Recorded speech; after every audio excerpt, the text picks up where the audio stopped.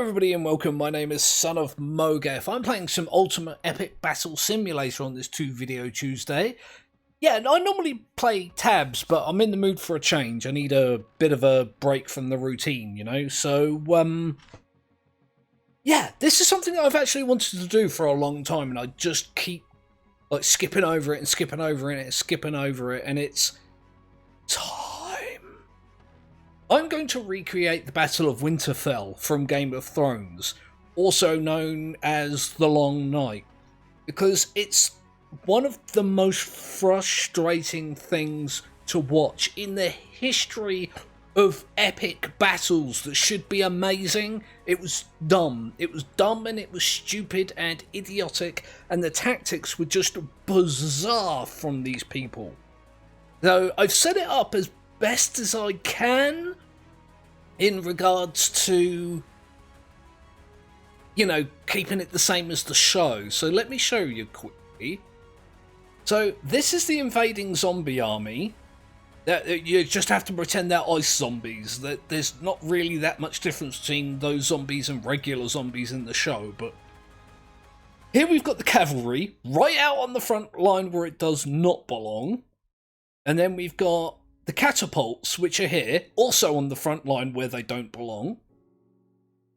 And then we've got a row of foot soldiers on the front line where they don't belong. And we've got the spearmen. So this is the Dothraki. These are the catapults. These are the allied units. Mostly the Northmen and who else is it? Like Jaime Lannister and Brienne of Tarth and you know, those people. I can't remember who else was there. Lots of people. I think the Hound was out there. Beric Dondarrion was there. And Captain Friendzone, he was out there. And so, yeah, these are the Unsullied with their spears and shields. Here you've got some more footmen, which represent the last of the Northmen and their allies. And then you've got the archers. They didn't actually have that many archers in the show. I've just been kind to them. And here, this little blip here, this is actually a golden knight to represent the three-eyed raven, who is absolutely useless in combat, but I thought I'd just give them every edge I could, because, you know, their tactics suck so bad, they're going to need it. So let's see how this plays out as a battle. I'm going to need to start it at some point. I could have done that while I was having a good old ramble. But anyone who's played any kind of tactical war simulation game knows immediately, just by looking at this, how stupid it is. Even ignoring the fact that they were outnumbered, like, I think it was like something like 50-1. The way I've planned this, they're only outnumbered by about 2-1. And so I've given them every edge humanly possible. Excuse me, slurp of tea. That was more of a gulp than a slurp, but I'm alright with it. So yeah, I'm using regular zombies to represent the Night King's army. And here they are. Here's the Dothraki. Go! It's the charge of the Dothraki! I'm going to keep it sped up. Oh god, the noise. I'd forgotten about the noise. So while they're fighting, I'll just take you on a little tour of the map. Here are the catapults, right out the front, where they don't belong. You've got the weak, normal, everyday foot soldiers here, followed by the elite behind them. And then you've got some more bog-standard foot soldiers. And then the archers right back there in the castle, and this is Brandon Stark, a.k.a. the Three-Eyed Raven. So to win, all they've got to do is kill the Three-Eyed Raven. If they do that, it's all over. That's not how it went in the show. The only reason the good guys didn't win in the show is because magic, something magic, Arya, something win. / girl power or something. I don't know. It's just dumb. She goes from being like a 12-year-old girl that can change her appearance to being able to teleport. I still don't know how the writers swung that one, but the Dothraki are dead, which is, spoiler alert, pretty much exactly what happens in the show. Although, you know, the next episode pretty much ignores that fact, but we won't go into that right now. That whole thing gives me a headache as well. Look at how useful the artillery is. Aren't you glad you've got artillery? Oh, wait, it's all been destroyed. Even with the dumbness of these zombies, it's not looking great for the good guys currently, is it? And again, I've given the good guys in my simulation as much advantage as I could reasonably give them. Because if you saw the episode, it's Game of Thrones, season 8. I think is it season 8 or is it season? I think it's season 8, episode 3. I think. I should have written that down in prep for this video, but I didn't know I was going to do this video until about 5 minutes ago, so... Well, not 5 minutes ago, but you guys get it. Typical Son of Mogeth stuff. So, yeah. That's all of... Well, it's half of the Northmen and their allied units all dead. So, bye-bye Captain Friendzone and... yeah, Brienne and Jamie and Podrick was one of the other ones that was there. Although I can't remember if he was on the front line or not. Don't know. But, yep. Here's the Unsullied. Considered one of the most lethal armies in all of the world that they live in. Almost completely decimated. Because they got surrounded. Because they didn't defend themselves properly or set up themselves up properly. This is really how it should have gone. And yep, that's all of them dead. Wow. Okay, here's the last of the Northmen. With their archers right back here doing nothing. These are the Ironborn. This is what's his name? Theon Greyjoy and his guys, all here, right at the back. Again, the Greyjoys, the Ironborn, famous for their skills in archery, behind the castle walls where they can't do anything. Sure, shooting at ice zombies at point blank range. Why not? Why not completely waste your troops' ability to, you know, win a battle? I'm sure it's not a problem. Here we go, all the Northmen are pretty much dead at this point. The zombies are completely overwhelming them. Here come the archers, look. They're not going to last much longer. It seems like such an unfair fight, but this is almost exactly how they set it up in the show, with the exception that in front of the castle gates was an open field, so it's actually even worse, really, on the show than it is here. I've given these guys the most advantage as I can without being ridiculous about it. So here's the three-eyed raven, completely useless as a fighter in the show, utterly useless, in a wheelchair as well. So, again, little advantages, you know. Here they go, look. Surrounded him, getting beaten from all sides, and the zombies win. The Night King is the winner. The world is at an end. The long night will be lasting for the rest of your life and the rest of everybody else's lives.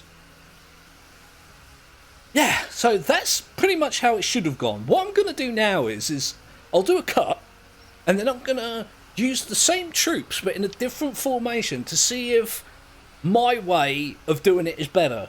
Like, it's a put up or shut up moment. Either I can do this in a way that the good guys can win, or I don't know what I'm talking about and the zombies will always win. But let's find out, shall we?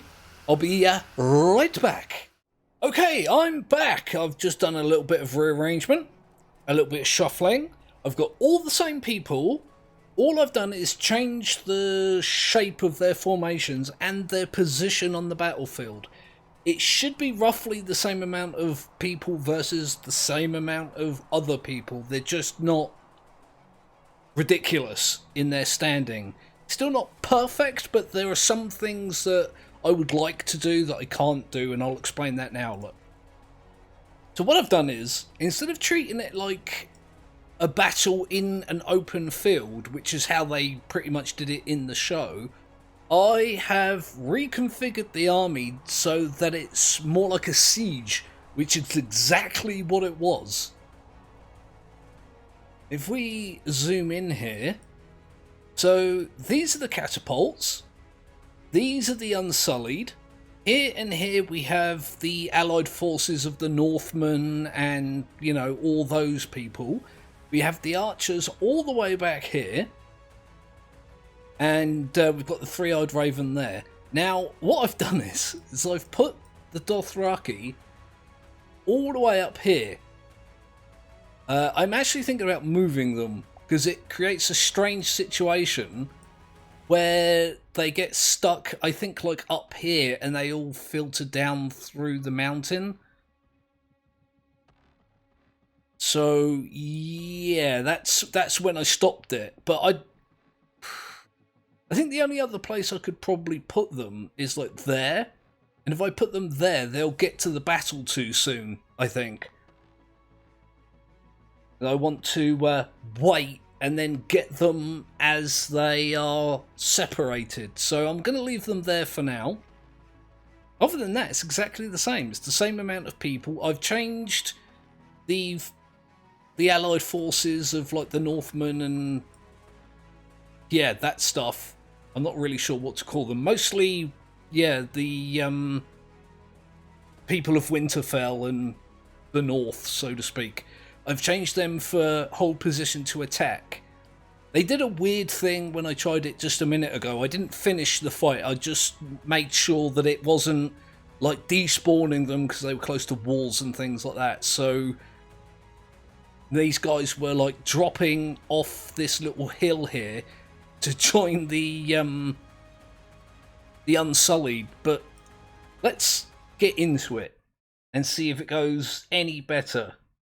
It might go worse. I don't know. I haven't tried it. It might be a scenario that's just unwinnable for this combination of forces in this map, the way things are. But like I say, it's put up or shut up, right? If I think I can do it better, let me try and do it better. So these guys are just exactly in the same place. Have a look. And we've got the catapults here instead of, you know, here on the front line. We've got the spearmen here. What I wanted to do is separate them into two groups.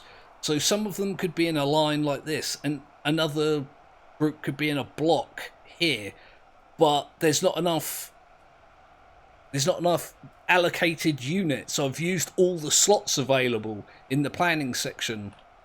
And I might as well go ahead and look, these guys do weird things, look. It's not really what I want them to do, but it's also better than what they were doing.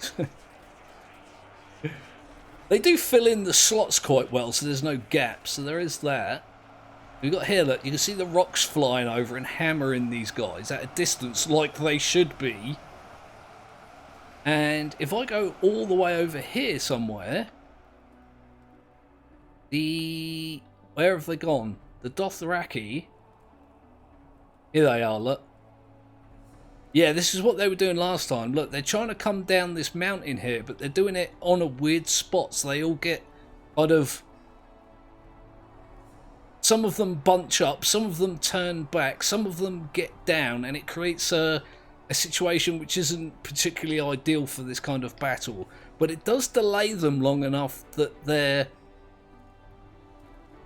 that it's a better time when they arrive at the battle. You see, this is split up into 2 groups, and the Dothraki have not even started to get here yet. Can't even see them on the screen, for that matter. They're over there somewhere. Let's see, have they got to the castle yet? They have not. The catapults are all off to one side. I'd prefer to split them one side to the other, but like I say, I've got no slots left for reallocating units, so there's that to deal with. Because these guys, as they're approaching the castle, the archers are actually able to take some of them out because they're here instead of in here where they can't see anything. Oh look, here they come! There you go. Let's see the gaps between this. This is where your cavalry do best against bunched up opponents in, you know, ranks like proper armies would be. They're not as good when your opponent is skirmished like this. This is where these guys can shine. They're still going to get murdered to death, but they're going to be far more effective than they were previously, which was not at all effective. In fact, I'm under the impression that the cavalry gave the enemy more troops than they killed in troops. I don't know if that's actually true. I just feel like that's the way it works out. Because every time the zombies kill an enemy, or a good guy, or whatever you want to call it, one of their enemies, it turns them into a zombie, so they keep replenishing their numbers. But, yeah. But it helps to break up the battle. So you can... These guys aren't fighting as many, and these guys aren't fighting as many. And like I say, they're not in... Well, I mean, they're kind of tightly packed now, but they weren't at the time. How are these guys going? Look. Yeah, these guys are defending really, really well. You can see that the foot soldiers are slowly making their way through the ranks of the Unsullied to join in the battle. Don't worry, guys, you'll get your chance. How are these... Look, they've all bunched up here, look. How are the cavalry doing? This cavalry is going to get wiped out, but... Like I say, I can't do with them what I would like to do with them, which is wait until all these guys are in a group here and then have them charge. I don't know if it's even possible in this game to have a unit set to hold position and then change them mid-battle to attack. It would be preferable, but I can't seem to make it happen, so... As you can see, there's still plenty of horseback cavalry on the way. This group is getting smaller and smaller and smaller. Meanwhile, the catapults are doing the pummelings, I hope. Yeah, look, there they go.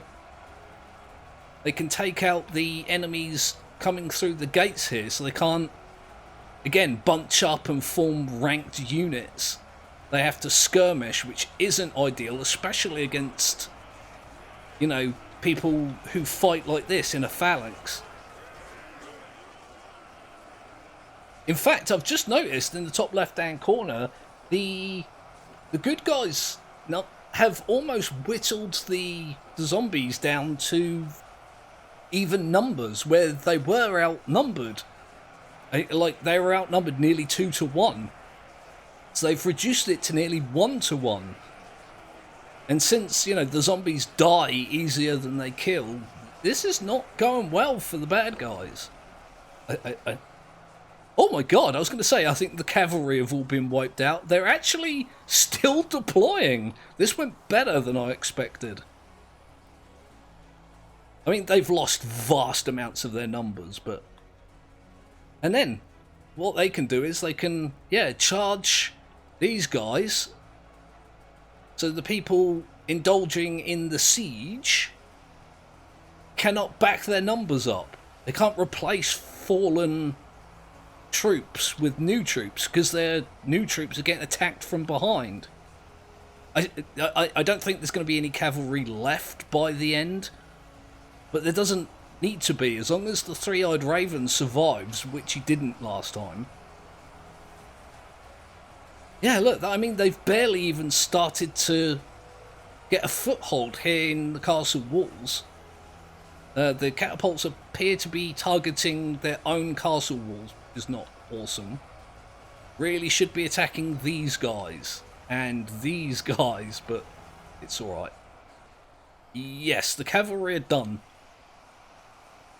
But look at the zombie army in the top left-hand corner. It's 400 to 600. That never happened in the past one. I'm kind of surprised this worked as well. I was pretty much expecting to do it 3 or 4 times before I could work out a strategy that was optimal. But even then, I didn't think it was doable. Not really. I thought this was pretty much an unwinnable battle. But again, it just goes to show the people that wrote that episode of Game of Thrones were just that stupid. That bloody ridiculous. Especially, and I've mentioned this previous in the last battle, that the only reason really that the good guys won was because magic teleport girl of wonderness and invincibility. And she had plot armor so thick that these catapults altogether couldn't breach it. Look at these, look, the foot soldiers have actually wiggled their way through the ranks here to get into the fight. Which isn't great, because it's just providing soldiers for the army, the enemy army. But that's fine. How many have they got left? There's actually still quite a few of them left. About half of these compared to the good guys. This is an easy win. Even outnumbered 2 to 1, these guys have got it in the bag. I could do another one where there's even more zombies, like see how many zombies it takes to beat this group of people in this formation and this strategy, but I think I've kind of proven my point. I've just realised as well, I haven't had it on fast forward, so it's been taking longer than I would expect. Yeah, I mean, the Night King's armies, a.k.a. the zombies, are down to their last 100 people. They're actually outnumbered like 5 to 1 at the moment, so the tables have turned significantly. They've barely even got anywhere near the castle. Well, admittedly, yes, they've breached the walls, but they were probably always going to do that. I mean, the three-eyed raven back here, look. Oh, God, I buzzed myself straight through the castle. Oh, I did it again. What is that all about? Look, he's right back here, nice and happy. Nothing to do, nowhere to go. He's just back there, you know, on a lawn chair, sipping his iced tea. Viewing, you know, ancient wheelchairs in his mind, because apparently that's a thing that he does. Yeah, there you go. The bad guys are down to their last few troops. The good guys here are actually starting to come out of the castle to attack them. This is pretty funny. We're actually taking the fight to them now. The difference is unbelievable. That guy took the long way round, I think. Yeah, down to 8, 6. Go, guys! You can do it! You can win the battle! They're all going to get turned into zombies, aren't they? Idiots. Yeah, look, there you go. Look. They're all zombies now. They're just replenishing the enemy's troops. You're all morons. You're doing more harm than good. Although pushing them back outside the walls is, I guess, preferable. I think this is the last few of them. Yeah, there we go. The cavalries, apparently is what this army is called, are victorious. They only lost about half the people they had. I mean, look how many are left. The only people that didn't make it were the cavalry, really. And yeah, maybe the cavalry and a whole bunch of foot soldiers didn't make it, but apart from that, this was an easy win. And I understand things are not the same as they were in the show, but, you know, cut me a break. I can't make it identical, you know? So, let's go back out into the menu. There we go! That's another episode of Ultimate Epic Battle Simulator in which I recreate a well-known battle. That was fun. I liked it. It was good. So I think I did Helm's Deep in another episode, and I've done the Battle of Thermopylae in another episode. This is another battle. If you want to see me recreate one of your other favourite battles, if you can even name any, let me know, and I'll sure as hell give it a go. Like and subscribe first if you haven't done that, and then you can comment and say, hey, look, you know, do this battle, or try this scenario, something like that. I love getting suggestions from you guys. And yeah, that's it for today. It is 2 Video Tuesday. This is the second video. The first one being the finale of my Colony Survival Challenge map playthrough. It's been good fun. I've had fun today, and I am a happy Mogef. So to everyone watching, Merry Christmas if that's what you celebrate, and if you don't celebrate that, Happy Hanukkah, or Kwanzaa, or that other thing that I can't remember, Festivus, Saturnalia, whatever it is that you celebrate, have a good one. And I will be seeing you maybe tomorrow? I might do a video tomorrow. It depends on the happenings that happen. But either way, if I don't see you tomorrow, I'll see you soon.